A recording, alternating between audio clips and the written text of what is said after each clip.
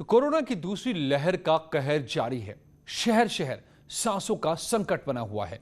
UP के 4 बड़े शहरों की तस्वीरें आप देख रहे हैं, जहां कई अस्पतालों में ऑक्सीजन की किल्लत बनी हुई है। लोग ऑक्सीजन सिलेंडर लेकर मारे मारे फिर रहे हैं, मगर ऑक्सीजन नहीं मिल रही। जिन्हें बेड मिल भी जा रहा है, वहां ऑक्सीजन नहीं है, जिसकी वजह से हर रोज लोग दम तोड़ रहे हैं। ऐसे में एक एक सांस की कीमत लग रही है। कई ऐसे इलाके हैं जहां सांसों के लुटेरे मौजूद हैं, जो ऑक्सीजन की कालाबाजारी से बाज नहीं आ रहे।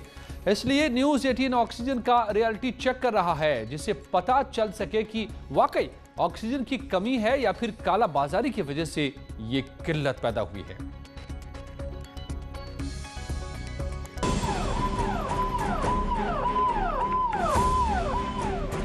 ऐसे बहुत सारे इंडस्ट्री वाले हैं जो ऑक्सीजन के सिलेंडर यूज़ करते हैं और वो होल्ड कर रहे हैं ताकि इसकी ब्लैकमेलिंग करी जा सके।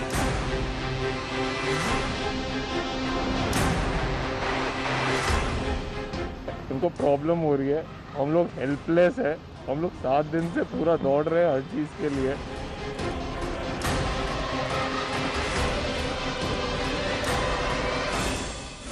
पहली बार एक दिन में रिकॉर्ड 3,14,552 लोग कोरोना की चपेट में पाए गए हैं।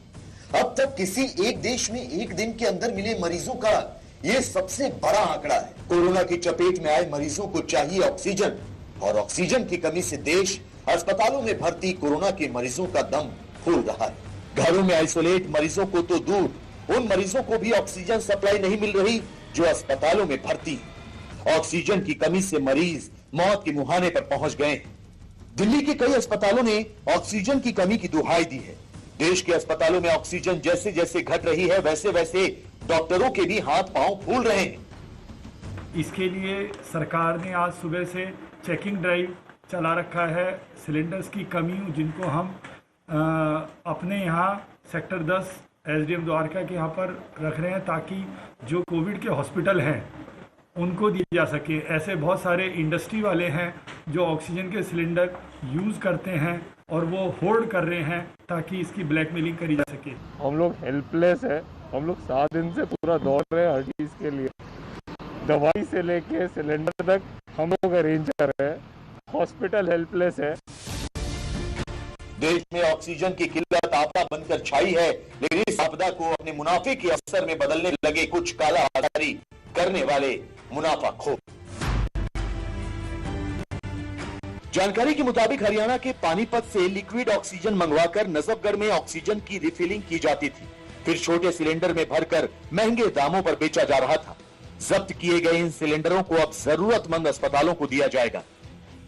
सिलेंडर जो कॉन्फिस्केट करके अब रखे जा रहे हैं, और जो हमारे कोविड के हॉस्पिटल्स हैं जहां पर ऑक्सीजन की कमी हो रही है या सिलेंडर्स की कमी हो रही है, उनको दिए जाएंगे। हमारे पास रोजवुड हॉस्पिटल की रिक्वेस्ट आई है, जो एक कोविड हॉस्पिटल है। हम लोग उसकी रिक्वेस्ट के अकॉर्डिंग उसको रिलीज करेंगे। केंद्रीय स्वास्थ्य मंत्रालय के मुताबिक देश में ऑक्सीजन की मांग 60% बढ़ गई है। दिल्ली के कई अस्पतालों में ऑक्सीजन की कमी चल रही है, इसलिए दिल्ली में ऑक्सीजन की कालाबाजारी करने वाले सक्रिय हो गए।